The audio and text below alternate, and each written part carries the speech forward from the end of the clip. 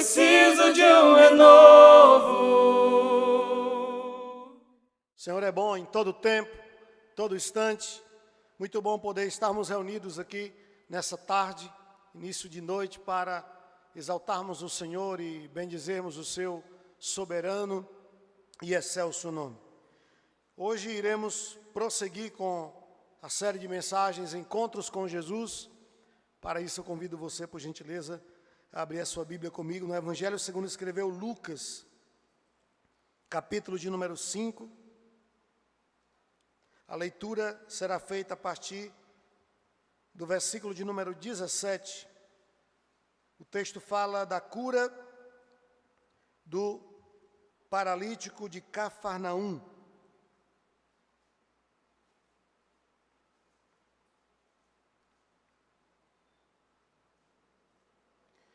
Ora, aconteceu que, num daqueles dias, estava ele ensinando e achavam-se ali assentados fariseus e mestres da lei, vindos de todas as aldeias da Galileia, da Judeia e de Jerusalém, e o poder do Senhor estava com ele para curar. Vieram então os homens trazendo um leito, um paralítico, e procuravam introduzi-lo e pô-lo diante de Jesus. E não achando por onde introduzi-lo, por causa da multidão, subindo ao eirado, o desceram no leito, por entre os ladrilhos, para o meio diante de Jesus. Vendo-lhes a fé, Jesus disse ao paralítico: Homem, estão perdoados os teus pecados. E os escribas e fariseus arrazoavam, dizendo: Quem é este que diz blasfêmias? Quem pode perdoar pecados, senão Deus? Jesus, porém, conhecendo-lhes os pensamentos, disse-lhes: Que arrazoais em vosso coração? Qual é mais fácil dizer: Estão perdoados os teus pecados, ou levanta-te e anda? Mas para que saibais que o Filho do Homem tem sobre a terra autoridade para perdoar pecados, disse ao paralítico: Eu te ordeno, levanta-te, toma o teu leito e vai para a tua casa.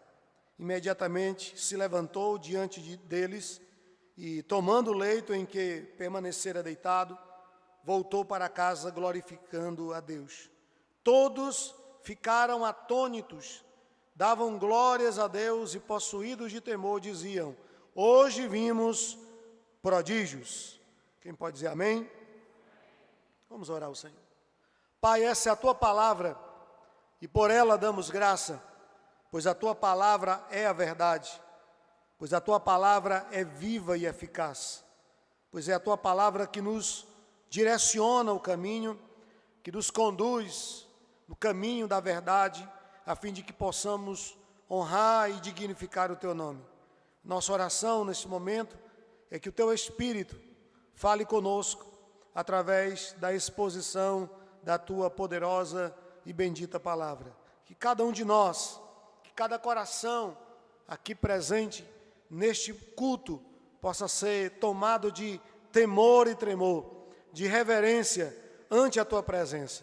Que o Senhor venha nos perdoar das nossas falhas e pecados, para que possamos prestar ao Senhor um culto que seja digno ao Teu nome, que seja digno ao Teu Filho.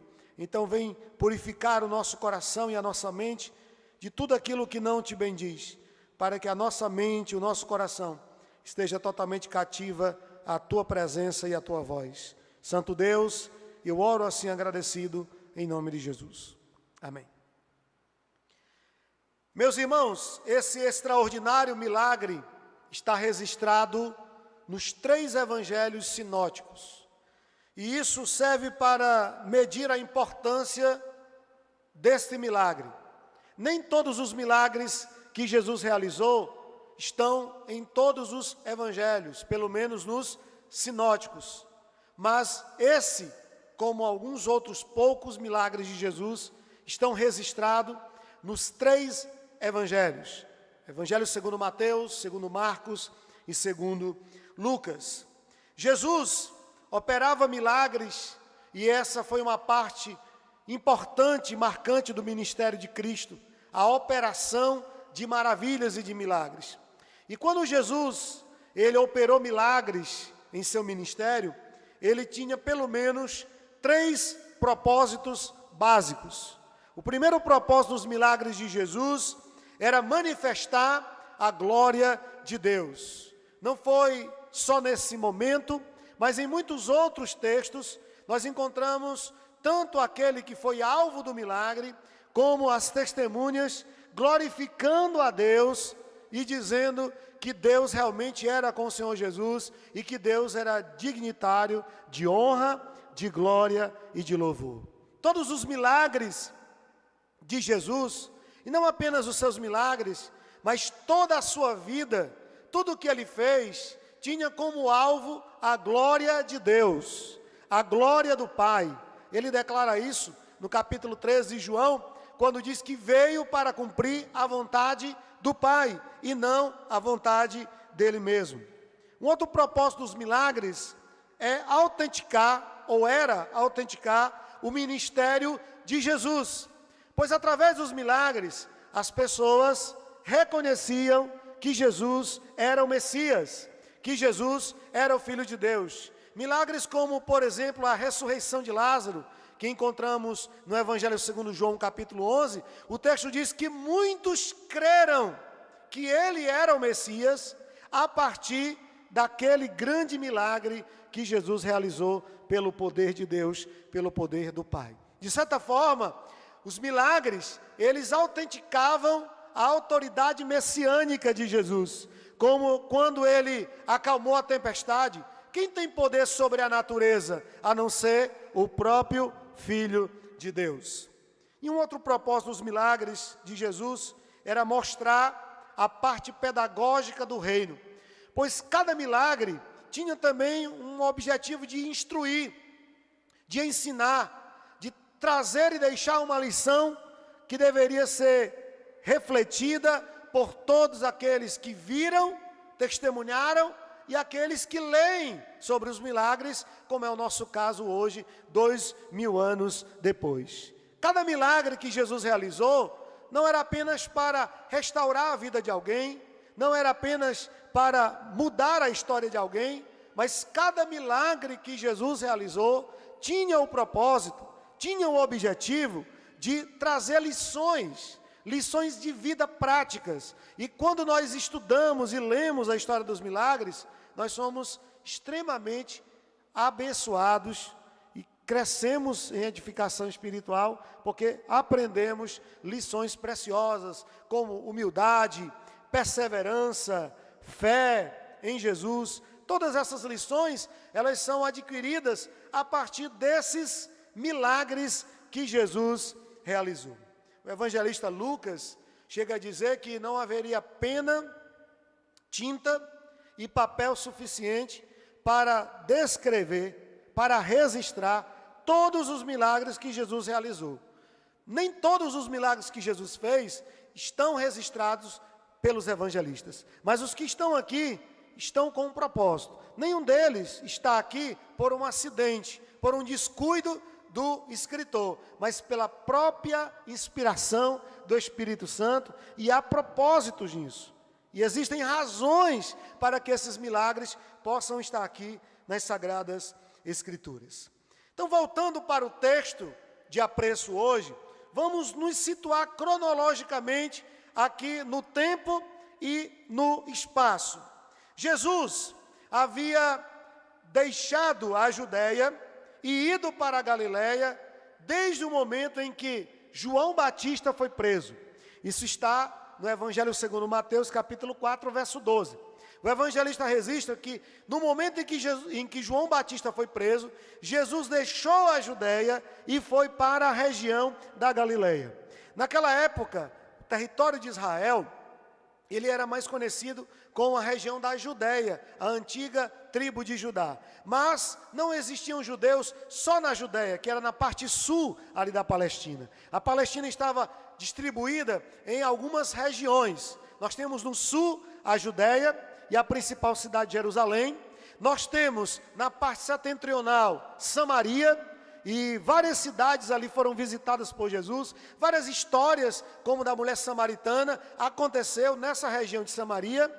Mas uma das regiões muito privilegiadas por Jesus em seu ministério foi ao norte, a região da Galileia. Essa região era muito conhecida porque ela estava ali perto do mar da Galileia, que na verdade não era um mar, era um grande lago que tinha ondas porque era agitado pelo vento frio que descia do Monte Hermon e se encontrava com um ar quente sobre o lago, agitava então as águas e dava ondas até de 5 metros de altura. Jesus ele dedicou grande parte do seu ministério nessas duas regiões, na região da Galileia e na região da Judéia. E Jesus, quando vê João Batista sendo preso, ele então decide ir para a Galileia. E ali ele começa a visitar algumas cidades. A primeira cidade que ele visita é a cidade onde ele foi criado, embora ele tenha nascido em Belém da Judéia.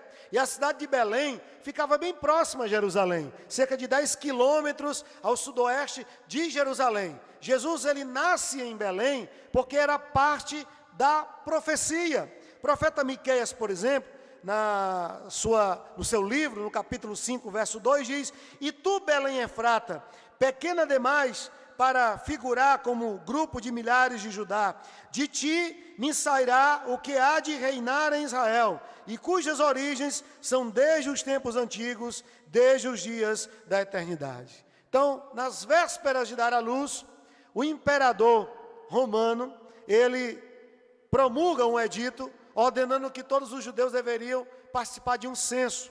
José e Maria, que eram de Belém, descem da Galileia, já moravam lá, e vão para Belém para participar do censo, do recenseamento. E ali Jesus nasce para se cumprir a profecia do profeta Miqueias. Jesus nasce em Belém, mas ele não é criado em Belém.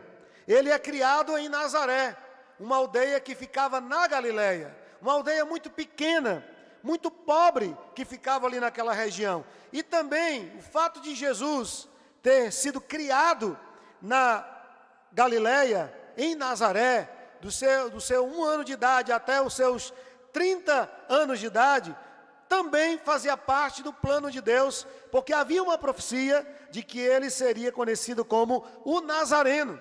O profeta Isaías declara isso, e Mateus ele faz referência a isso no capítulo 2, versículo 23, dizendo que ele seria chamado de Nazareno, não porque nasceu lá, mas porque foi criado e viveu quase toda a sua vida na aldeia de Nazaré. Mas quando Jesus está no seu ministério, quando ele está cumprindo o seu ministério terreno, e ele volta para a Galileia, depois da prisão de João Batista, ele não fixa morada, residência em Nazaré, onde ele viveu a vida toda. Na verdade, ele fixa residência em uma outra aldeia próxima a Nazaré, chamada Cafarnaum. Esse nome significa cidade de Naum, ou aldeia de Naum. Possivelmente foi ele que fundou esse lugar, essa cidade. Jesus ele fixa residência ali em Cafarnaum. E isso está no capítulo 4, versículo 13 do Evangelho segundo Mateus. O texto diz que, deixando Nazaré, foi morar em Cafarnaum, situada à beira-mar, nos confins de Zebulon e de Naphtali. Então Jesus ele vai residir ali em Cafarnaum. Não sabemos se ele ganhou uma casa ou se alguém cedeu uma casa para Jesus morar, para Jesus se instalar. Quando ele estivesse ali naquela região, ele poderia descansar na sua própria casa. Mas o evangelista Mateus, ele diz que ele foi para a sua própria cidade. Capítulo 9, versículo 1 do Evangelho, segundo Mateus, diz que Jesus foi para a sua cidade, ou seja, para Cafarnaum. E Marcos, escrevendo o seu Evangelho, e falando desse mesmo milagre, no capítulo 2, versículo 1, Marcos diz que Jesus estava em casa. Ou seja, esse milagre, ele aconteceu dentro de casa. Jesus estava em sua própria casa, onde ele fixou residência em Cafarnaum. Ele estava pregando ali, quando uma multidão converge para aquele lugar, para ouvir Jesus, para ouvir o ensino de Jesus. E a multidão enche a casa, obstacula ali a entrada na porta, porque congestiona a porta, chega a congestionar a janela, de sorte que ninguém tinha como entrar na casa, tamanha era a multidão que se aglomerou ali no entorno da casa e dentro da casa para ouvir as palavras do Senhor Jesus. A bem da verdade, onde Jesus estava, para ali acorriam os aflitos, aqueles que sofriam de alguns males, eles iam ao encontro de Jesus, e ao saber que Jesus estava em determinado lugar, eles iam até lá, à busca de um milagre, em busca de uma cura, em busca de uma solução para a sua vida miserável em que eles viviam. E esse é um dos momentos em que isso acontece, em que as multidões sabem que Jesus está em casa, que Jesus está em Cafarnaum, e eles decidem ir para lá, alguns curiosos, só para conhecer ou ouvir Jesus. Outros iam para tentar ouvir e pegar alguma palavra em que Jesus deslizasse. Eram os fariseus e escribas. Outros iam porque realmente estavam necessitados de um milagre, de algo. E foi exatamente nesse contexto que esse paralítico, ele é levado até Jesus, até onde Jesus estava. Nós temos alguns personagens nessa história, e o primeiro deles, e o mais importante personagem dessa história, é o próprio Senhor Jesus. O versículo 17 diz que ele era um homem cheio do Espírito e de poder. O autor sagrado está fazendo referência ao próprio Cristo. Se você estiver com sua Bíblia aberta, você poderá acompanhar comigo o texto, no versículo 17, quando diz: ora, aconteceu que num daqueles dias estava ele ensinando, e achavam-se ali assentados fariseus e mestres da lei, vindos de todas as aldeias da Galileia, da Judeia e de Jerusalém. E eu quero frisar aqui o que diz a última frase deste versículo: e o poder do Senhor estava com ele para curar. O autor sagrado coloca Jesus como um homem cheio do Espírito e de poder. E é interessante que o evangelista Lucas, no versículo 16 do capítulo 5, desse mesmo capítulo que nós estamos apreciando, ele nos informa que Jesus estava vindo de um tempo de oração. Depois de realizar muitos milagres, de operar pelo poder do Espírito, Jesus, ele se afasta da multidão e ele vai orar sozinho.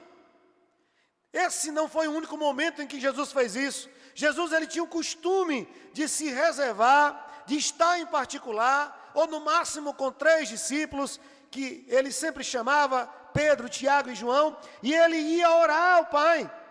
Ele ia orar ao Pai. Devemos lembrar que Jesus era o Filho de Deus e é o Filho de Deus. Jesus é perfeito. Ele é o Filho do homem também. Ele não tinha falhas, não tinha defeitos. Ele era cheio do Espírito. O Espírito habitava nele, porque ele e o Espírito, assim como o Pai, são um, formando a Trindade Santa. Mesmo assim, Jesus, ele tinha uma vida de oração.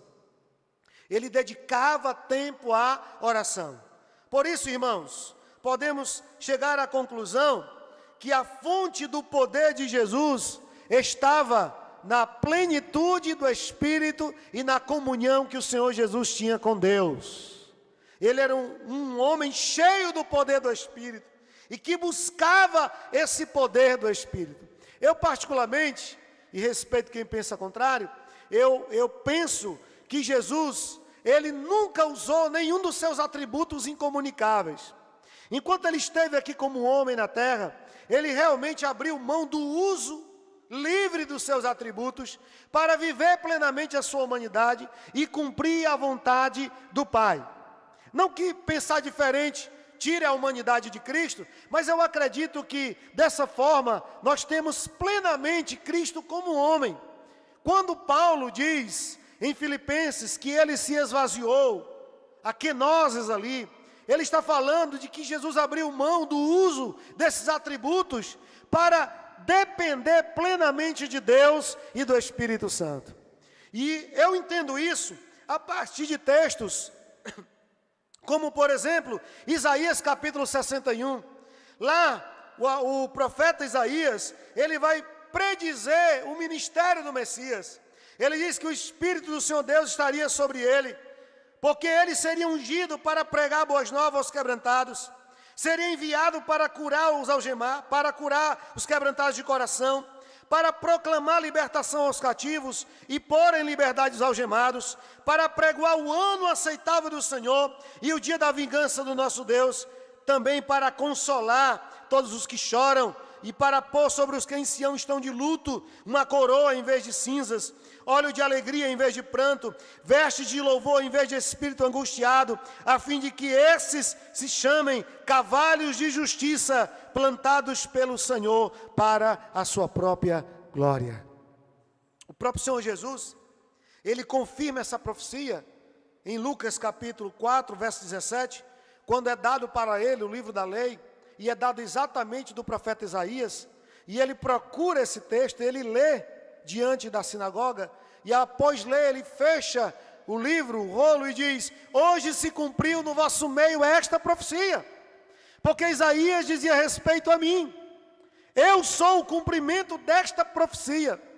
Jesus era um homem plenificado pelo Espírito, cheio do Espírito, desde o momento em que ele nasceu, ele já foi concebido pelo Espírito, ele cresceu em graça pelo Espírito, ele teve sabedoria a ponto de discutir com os doutores da lei, com apenas 12 anos de idade no templo, pelo poder do Espírito.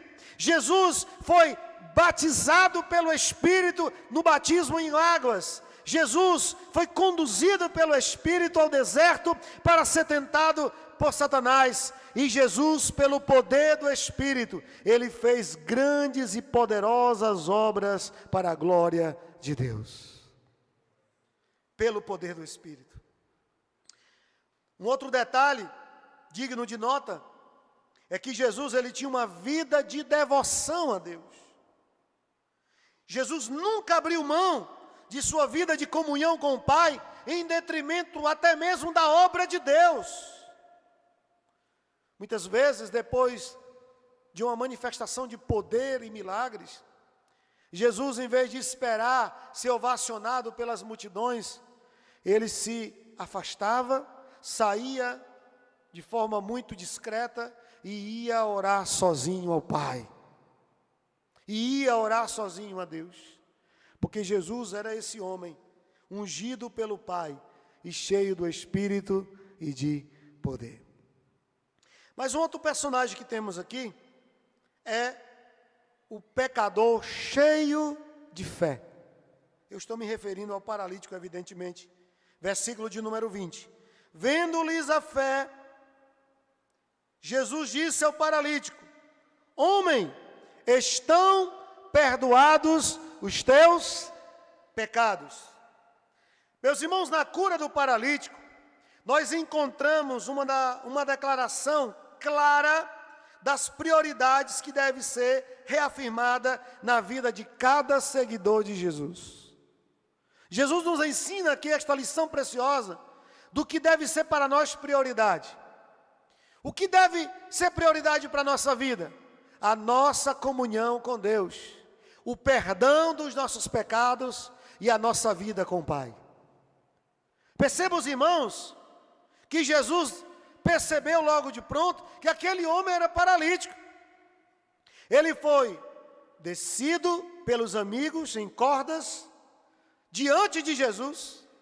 Jesus sabia que o que aquele homem procurava era cura para o seu mal físico, para a sua paralisia. Mas em vez disso, antes de curá-lo fisicamente, Jesus olha para ele e diz: os teus pecados estão perdoados. Sabe por quê, irmãos? Porque não adianta você ter um corpo sã, não adianta você ser bem-sucedido na vida, ter dinheiro, ter sonhos realizados, se você não tem comunhão com Deus e a certeza da vida eterna. Não adianta. Não faz sentido isso. Para Jesus, o perdão dos pecados era prioridade na vida daquele homem. Por quê?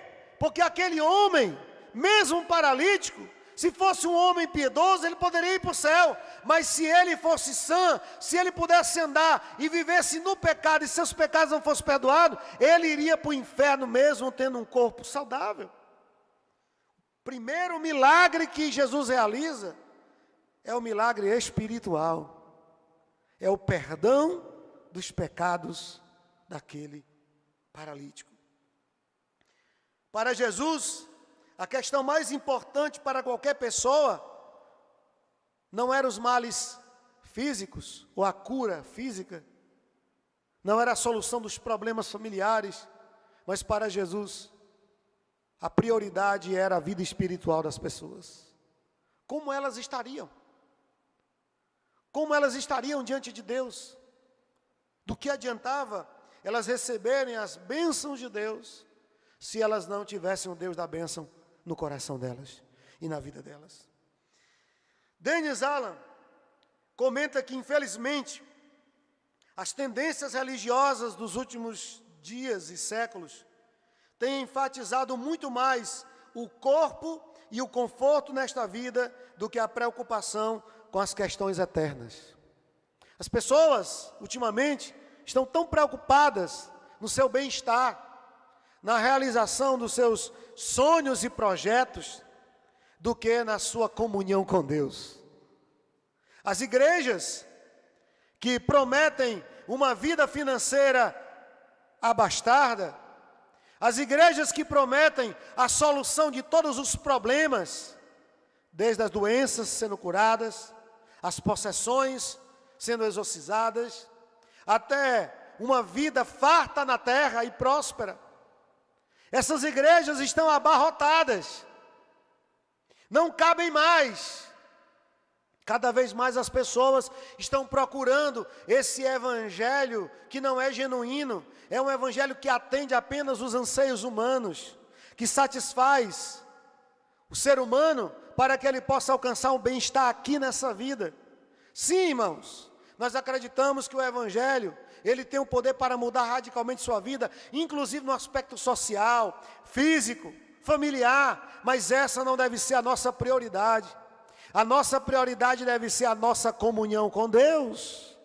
Não adianta você ter dinheiro, não adianta você ter fama, não adianta você realizar os seus sonhos, se isso custar a você a sua salvação, se isso custar a você a sua vida com Deus, a sua comunhão com Deus. Que sentido há nisso?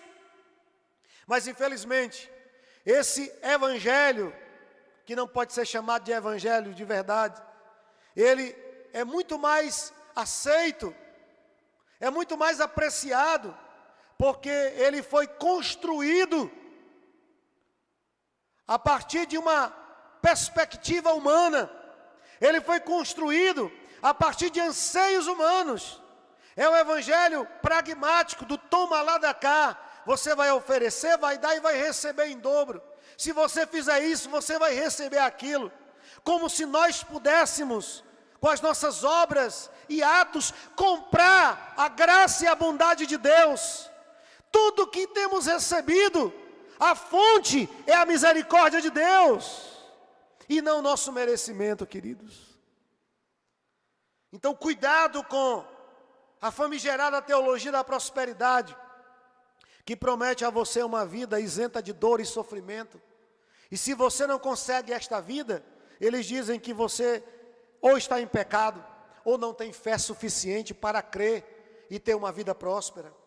Cuidado com esse evangelho da autoajuda, que procura apenas trazer massagem ao seu ego, satisfazer os seus anseios, e não confronta você, e não diz que você tem que abandonar o seu pecado, que você tem que abandonar essa vida que não agrada a Deus, porque senão você vai para o inferno. É para lá que você vai, se você não mudar a sua vida, e não abrir o seu coração para vivenciar um novo nascimento, e Jesus mudar a sua vida.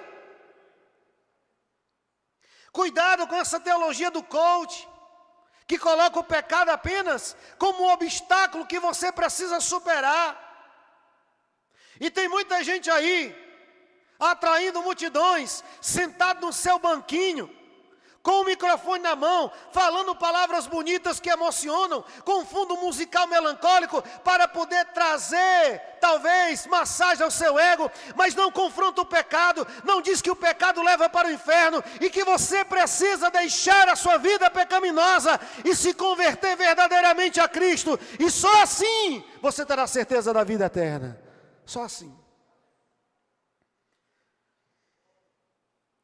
Por isso eu pergunto, do que vale ter sonhos realizados, uma vida financeira bem-sucedida, se não tiver a salvação?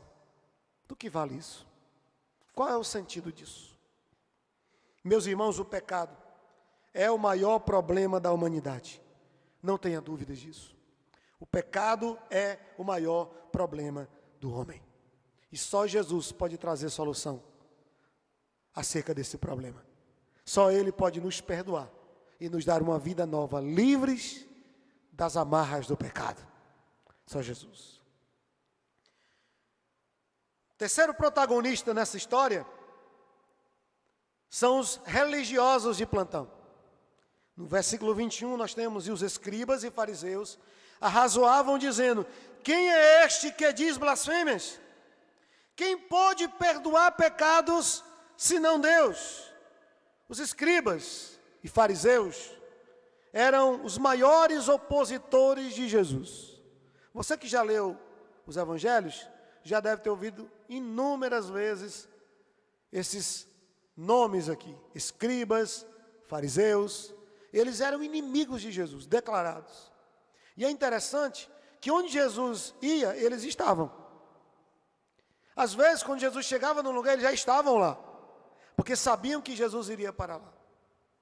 Os escribas e fariseus eram grupos religiosos que dominavam a classe religiosa e até mesmo política de Israel, porque eles faziam parte do sinédrio, que tinham poder para dar a vida ou para condenar a morte. Os escribas, eles eram os doutores da lei. Eles eram os intérpretes da lei. Então eles liam o texto e eles interpretavam e copiavam trechos da lei. Os fariseus eram esse grupo de judeus que surgiu ali no período interbíblico, no meio ali da revolta dos macabeus, antes de Jesus nascer. E eles se propunham a viver uma vida dentro do legalismo, uma vida muito cheia de métodos, de regras, de dogmas. E na época de Jesus, houveram inúmeros confrontos entre Jesus e esses dois grupos, escribas e fariseus. Eles sempre andavam juntinhos. Onde existia um, onde estava um, os outros também estavam presentes. Eles estavam ali não para ouvir o ensino de Jesus, eles estavam ali não para aprender de Jesus, mas eles estavam ali para pegar algum deslize de Jesus, para ver se Jesus tropeçava em alguma parte da lei. E quando Jesus olha para aquele paralítico e diz: os teus pecados estão perdoados, eles disseram: agora nós conseguimos pegá-lo, porque agora ele acabou de proferir uma grande blasfêmia, porque só Deus pode perdoar pecados. Quem é este Nazareno para dizer que tem poder para perdoar pecados? E eles então imaginaram que eles tinham um motivo apropriado para condenar Jesus, inclusive, à morte. Os escribas e fariseus eram os religiosos da época.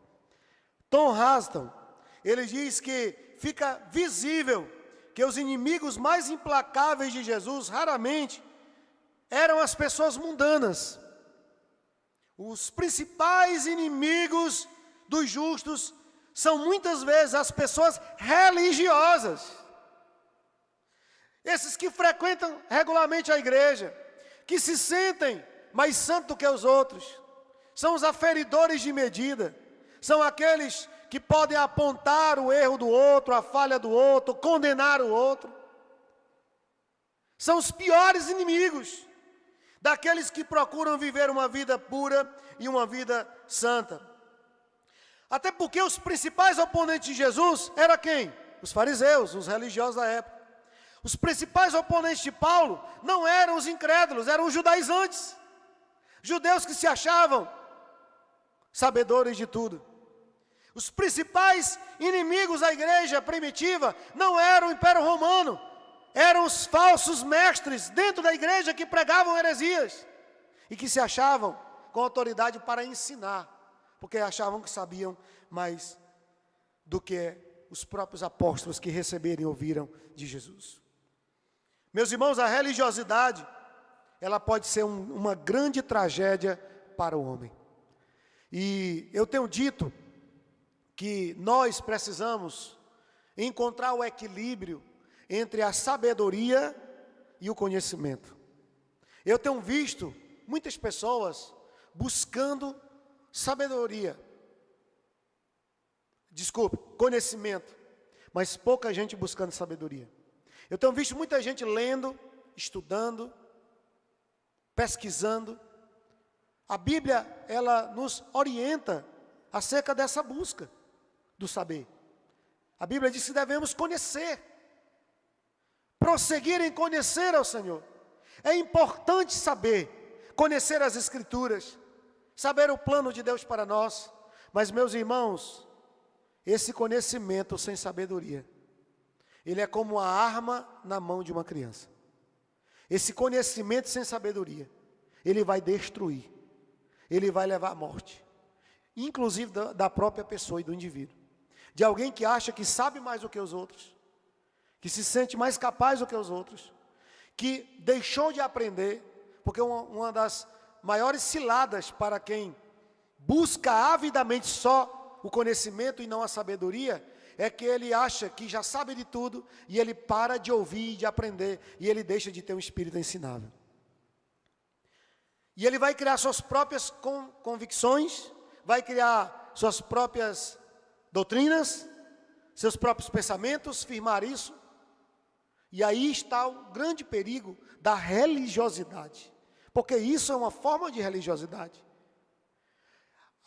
O conhecimento deve ser buscado, mas o conhecimento precisa sempre estar atrelado à sabedoria. Pastor, e o que é sabedoria? A sabedoria é a aplicação do saber. É como você utiliza esse saber. Se você procura conhecer só para debater, para discutir, para mostrar para os outros que você sabe, você está incorrendo num dos piores pecados, que é do orgulho. E esse pecado vai te levar à queda, com todo o conhecimento que você tem. Porque ninguém aqui conhece mais sobre Deus do que Satanás. Ninguém que está aqui me ouvindo sabe mais sobre Deus do que Satanás. Porque ele estava diante de Deus, na presença de Deus. Mas ele deixou que a soberba subisse ao seu coração. Ele deixou de aprender, deixou de crescer. E aí quando você não aplica a sabedoria nesse conhecimento, essa sabedoria vai te isolar, vai te colocar num gueto, vai te afastar das pessoas e vai te levar para um caminho muito, muito perigoso. Se você tem buscado isso, continue buscando.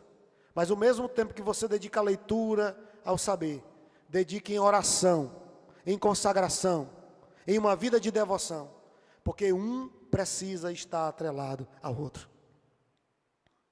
Os escribas e fariseus, eles eram mestres da lei.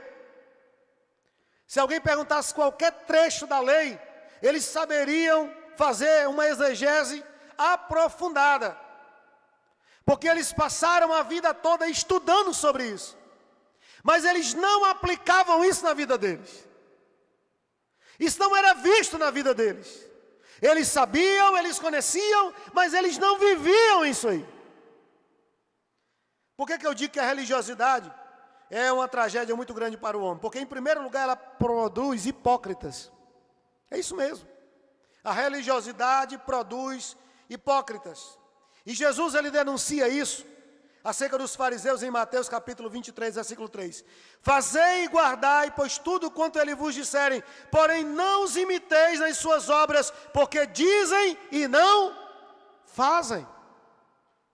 Você fala sobre oração, sobre piedade, sobre comunhão, sobre santificação, mas você tem vivido isso, meu irmão? Você tem praticado isso? Me desculpe, mas com todo o conhecimento que você tem, é para o inferno que você vai. Porque você não passa de um hipócrita. Não passa de um hipócrita. Segunda tragédia que a religiosidade ela produz é o legalismo.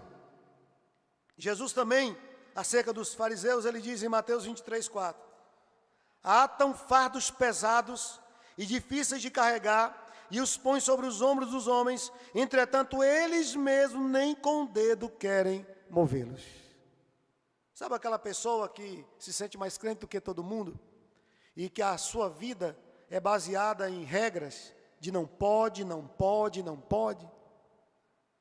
Mas que comunhão com Deus ele não conhece, não tem. Que comunhão com Deus, intimidade com Deus e sensibilidade espiritual ele não sabe o que é. Assim é muita gente dentro da igreja. Gente que acha que um pedaço de calça vai levar para o céu ou para o inferno. Que um pedaço de cabelo vai levar para o céu ou para o inferno. E talvez preserve o cabelo, preserve a roupa, como a religião determina. Mas o coração é cheio de mal e a língua é cheia de peçonha mortal. O Senhor olha para as nossas motivações, porque por trás da nossa performance está o nosso coração. E esse Deus conhece, e esse Deus sabe, e esse Deus vê. Uma outra tragédia da religiosidade é que ela produz orgulho. Capítulo 23 ainda de Mateus, versos 5 a 7, Jesus diz: praticam, porém, todas as suas obras com o fim de serem vistos dos homens, pois alargam seus filactérios e alongam as suas franjas. Filactério é aquela caixinha de madeira que eles colocavam aqui no pulso, para colocar uma parte do Shema, que era o resumo da lei, Deuteronômio 6, ou então colocavam aqui na testa, aquela caixinha de madeira que eles chamavam de filactério. Então alguns alargavam, deixavam o filactério bem largo, aqui no pulso ou na testa, para que a pessoa olhasse para ele e dissesse: olha aí um sabedor da lei, é alguém que medita na lei, é alguém que conhece, olha quanto ele ama a lei de Deus. E aí Jesus disse que eles faziam isso somente para que os homens pudessem vê-lo, mas que eles não procuravam viver e praticar isso na sua vida. Nós servimos a um Deus que conhece as nossas motivações, que conhece o nosso coração. Aqui na igreja é muito fácil você ser crente, você levanta as mãos, você canta, você diz aleluia, glória a Deus, amém, continue dando. Mas faça isso também com a sua vida. Lá no seu trabalho, lá na faculdade, lá na escola, lá na sua casa. Não glorifique a Deus apenas de palavras, glorifique a Deus sobretudo com a sua vida, meu irmão. Que a sua vida possa ser a expressão da glória de Deus. Porque o que passa disso é apenas religiosidade. Esse é o terceiro grupo. Esse grupo aqui fechou o coração. Eles viram Jesus várias vezes. Ouviram Jesus muitas vezes. Viram os milagres que Jesus realizou dezenas de vezes. Mas eles nunca se converteram. Eles nunca creram em Jesus. Porque estavam com o coração pedrificado, fechado.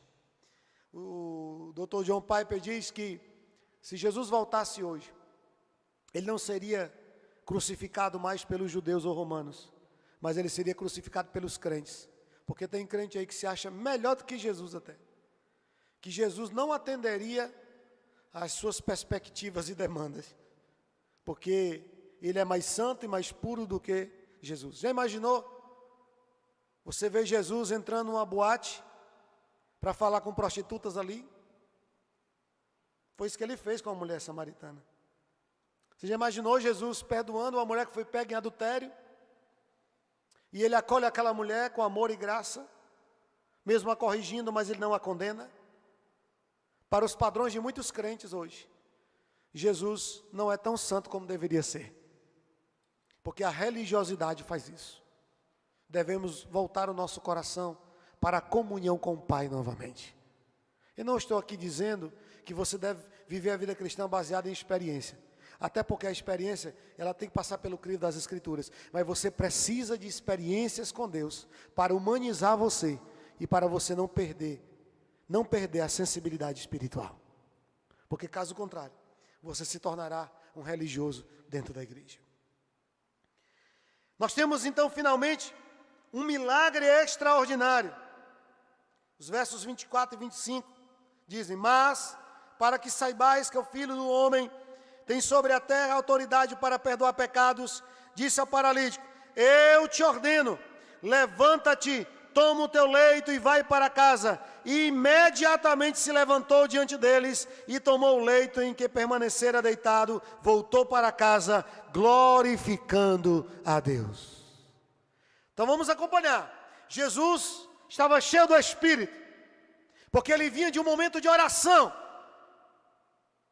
E aí o paralítico é levado a Jesus. E quando os amigos descem o paralítico diante de Jesus ali na sua casa, ele olha para aquele homem e em vez de dizer, levanta, toma um leito e anda, ele diz, em meu nome, e eu digo que os teus pecados estão perdoados. Eu declaro que você está perdoado. Os religiosos que estavam ali ficam escandalizados, porque eles não entendem a dinâmica do reino. E eles ficam escandalizados com essas palavras de Jesus. Mas agora Jesus faz algo para confirmar o seu poder e autoridade para perdoar pecados. Porque como Jesus provaria que ele tinha poder de perdoar pecados? Se ele curasse esse paralítico. E é exatamente o que ele faz agora. Agora nós temos o segundo milagre. O paralítico finalmente levanta, toma o leito e anda. O primeiro milagre, ele foi subjetivo. Foi no interior, foi no coração daquele homem. A mudança começa no nosso interior. Por isso não dá para rotular.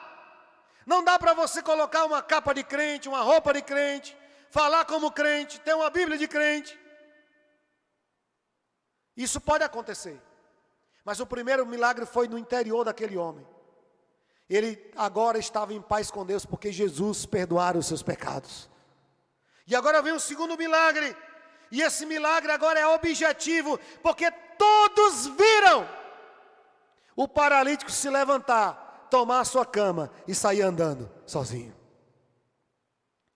Os judeus, eles tinham um entendimento de que as doenças era resultado do pecado. Isso está em João capítulo 9, por exemplo.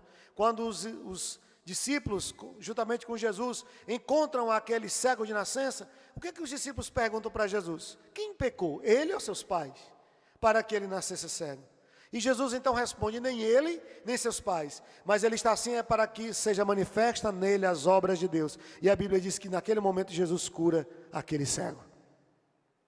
Os judeus, eles tinham esse entendimento de que algumas doenças era resultado do pecado. Era resultado de algum ato pecaminoso.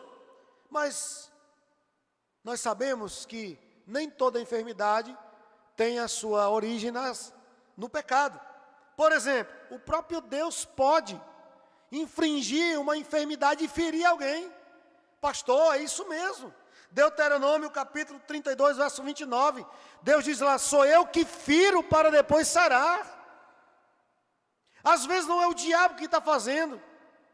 Não é o mundo que está conspirando, é Deus que está fazendo. E você pode não entender. Assim como Israel não entendeu por que Deus endureceu o coração de Faraó. Mas havia um propósito maior. Era para que as obras de Deus fossem feitas no Egito. E Deus fosse glorificado naquele lugar. Alguém pode estar sofrendo porque Deus permitiu para um propósito maior. Mas sim, Existem doenças que têm sua origem no pecado. E Tiago, ele fala sobre isso na sua carta, no capítulo 5, verso 16. Ele diz: confessai, pois, os vossos pecados uns aos outros e orai uns pelos outros para serdes curados. O que Tiago está nos insinuando aqui no texto é que existem doenças que a sua origem é, sim, pecaminosa, que alguém está doente porque pecou. E a consequência daquele pecado é aquela determinada doença, enfermidade. Todavia, existem doenças que trata-se de uma ação maligna. É o que nós encontramos lá em Lucas 13, lembram? Quando aquela mulher encurvada entra na sinagoga, há 18 anos ela andava encurvada, e a Bíblia diz que Jesus expulsa aquele espírito maligno de doença. E a mulher fica ereta, fica endireitada. Porque Jesus tem também poder sobre o poder das trevas, para libertar os encarcerados. Mas também, irmãos, as doenças, às vezes, elas têm origem natural. Tem muita gente procurando aí colocar chifre na cabeça de cavalo, né? Espiritualiza, às vezes, tudo. Tem aqueles que não creem em nada, mas tem aqueles que creem em tudo. E aí espiritualiza tudo. E tem doenças que são naturais. Você que talvez tenha uma comorbidade, e aí você come determinada comida, ou faz alguma coisa, e você vai ficar doente. Ali não foi o inimigo que se levantou contra você, ou Deus que está lhe provando, ou você está em pecado. É porque você semeou aquilo ali e está colhendo. O certo é, irmãos, é que Jesus tem o poder para curar toda e qualquer doença. Não importa a sua origem, não importa de onde ela veio, Jesus tem poder sobre as enfermidades. Ele tem poder para curar. Agora a justiça seja feita. O paralítico e seus amigos, eles demonstram duas grandes virtudes cristãs. Que virtudes são essas? Fé e perseverança. Mateus destaca a fé desses 4 amigos e do paralítico. O texto diz, em Mateus 9:2, vendo-lhes a fé. Jesus não está falando errado, e nem Mateus está registrando errado. Não é aqui um erro gramatical, de concordância. Vendo-lhes a fé. Não, Jesus estava fazendo referência àqueles 4 amigos que levaram aquele paralítico. É evidente que aquele paralítico também creu, ele tinha fé. Mas esses 4 amigos, que eram amigos de verdade, eles tinham fé de que se conseguissem levar o seu amigo a Jesus, a vida daquele homem mudaria. Aqueles 4 amigos tinham a fé de que que eles não podiam curar o seu amigo, mas que se Jesus visse o seu amigo, se eles conseguissem levar o amigo até Jesus, Jesus tinha o poder de curar aquele paralítico. A verdadeira fé, ela não se detém diante dos obstáculos. O que os seus amigos não podiam fazer por ele, eles sabiam que Jesus era poderoso para fazer. Mas eles enfrentam muitos obstáculos. Lembram os irmãos que eu disse no início que a casa estava cheia? Que ninguém podia entrar, porque a porta estava congestionada, a janela estava congestionada.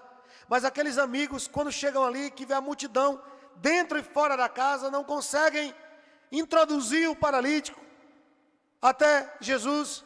Eles sobem na casa, eles sobem no eirado, como se fosse um terraço, uma área. Eles sobem ali, eles destelham a casa e eles descem aquele homem. Olha o tamanho do trabalho que eles tiveram, mas eles foram movidos pela fé. E na casa, na frente, dentro, fora, ninguém podia entrar. E a multidão sempre causou obstáculo para aqueles que queriam ir a Jesus. Até porque essa multidão aqui era formada de curiosos, de interesseiros, dos críticos e dos ouvintes. Essa era a multidão. Mas os amigos do paralítico não desistem de ver o milagre, mesmo quando a multidão não abriu caminho junto à porta da casa. A multidão, ela não dificulta o caminho de alguém a Cristo, não só aqui nesse texto, mas na história de Zaqueu, a multidão estava ali, também atrapalhando, ele teve que subir numa árvore. Na história da mulher hemorrágica, a multidão estava ali em torno de Jesus e ela teve que sair, se esgueirando entre a multidão até tocar nas orlas de Jesus. Vocês devem lembrar de Bartimeu. A multidão, além de impedir ele de ir a Jesus, mandava que ele se calasse, porque Jesus não atenderia. Mas esses amigos do paralítico, correndo todos os riscos e enfrentando todos os desafios, eles fizeram o inesperado. Abriram o telhado para introduzir o doente até o interior da casa, para estar diante de Jesus. E o milagre finalmente acontece. Depois do primeiro grande milagre do perdão dos pecados, agora Jesus olha para o paralítico e diz: toma o teu leito, levanta e anda. Foi uma cura dupla, foi um milagre duplo, um milagre espiritual. Aquele homem não saiu apenas andando, mas ele saiu como uma nova criatura, porque ele foi perdoado dos seus pecados. Quinto e último lugar, eu quero destacar então aqui, por fim, os resultados desse encontro com Jesus. O que esse encontro com Jesus produziu? O versículo 26 diz que todos ficaram atônitos. Eles davam glória a Deus e, possuídos de temor, diziam: hoje vimos prodígios. Adam Clarke, ele lista 3 milagres que aconteceram aqui nessa ocasião. O primeiro, o perdão de pecados na vida do paralítico.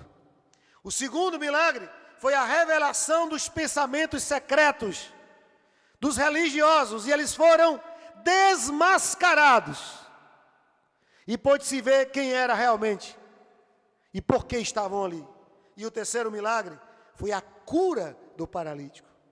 Diante desse milagre maravilhoso e magnífico, do paralítico andar, tomar o leito e ir para casa, nós temos 3 reações da multidão a esse milagre. A primeira, a admiração.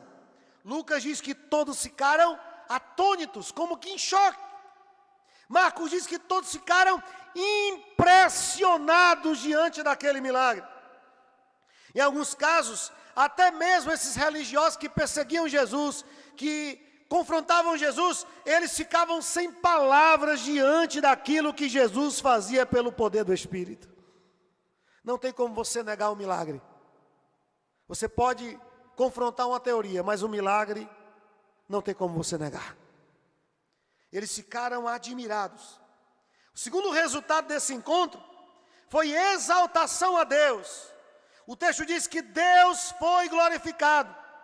O testemunho de Jesus cresceu cada vez mais. Jesus nunca, irmãos, deixou de tributar glórias a Deus pelas obras que Ele fazia pelo poder do Espírito, em nome do Pai. Quantas obras de Deus são feitas na terra? Quando as obras de Deus são feitas na terra, o nome de Deus é glorificado nos céus, irmãos. É isso que acontece. Deus foi exaltado aqui. As pessoas saíram glorificando a Deus e dizendo: realmente Deus é poderoso. Não existe problema que Deus não possa resolver. O último resultado, e eu encerro aqui, desse encontro, foi temor gerado no coração de todos. O texto diz que todos foram tomados de temor. Temor aqui significa reverência, significa reconhecimento da grandeza de Deus. É o mesmo sentimento que veio a todos que viram a glória de Deus. Lembra de Israel? Lá diante do Monte Sinai, quando Deus manifestou a sua glória e o monte começou a tremer e a fumegar, o povo se prostra com o rosto em terra, temendo e tremendo diante de Deus. Vocês lembram de Jacó?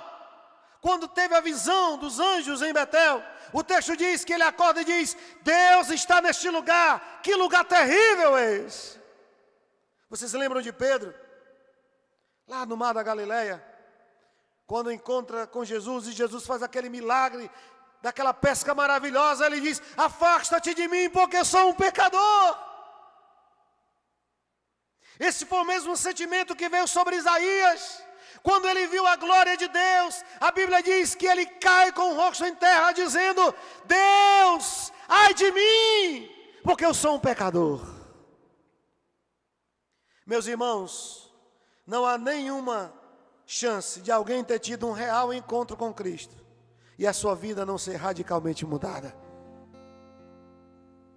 Não há nenhuma chance de alguém ter sido encontrado por Jesus e a sua história não ser reescrita. Este homem, há quantos anos, há quanto tempo sofria deste mal, sofria dessa mazela, era desprezado, rejeitado pelas pessoas por causa do seu mal, por causa da sua paralisia. Muitos o reputavam como pecador, porque para muitos a paralisia era um sinal de pecado. E aquele homem não tinha lugar na religião dominante da época, não tinha lugar na sociedade que discriminava. Mas aquele homem, movido pela fé, juntamente com esses 4 amigos, ele toma um passo de fé. E ele diz: eu vou me arriscar. Ele pode não me receber, ele pode não me aceitar, ele pode não me curar. Mesmo assim, eu irei a ele. E por fé, ele se arrisca. Porque fé é se arriscar mesmo. Ele se arrisca e ele vai a Jesus. E quando Jesus o vê, quando Jesus o encontra, a vida desse homem é transformada. Esse homem tem uma nova vida com Deus, porque os seus pecados são perdoados. E esse homem tem uma nova história, porque o milagre acontece na sua vida. O que você precisa hoje? Quem sabe você não precisa de nenhuma bênção física, mas quem sabe você precisa de uma bênção espiritual. Jesus está aqui nessa noite. Nós viemos ao encontro de Jesus, e não há como você ser o mesmo depois de ter esse encontro com Jesus.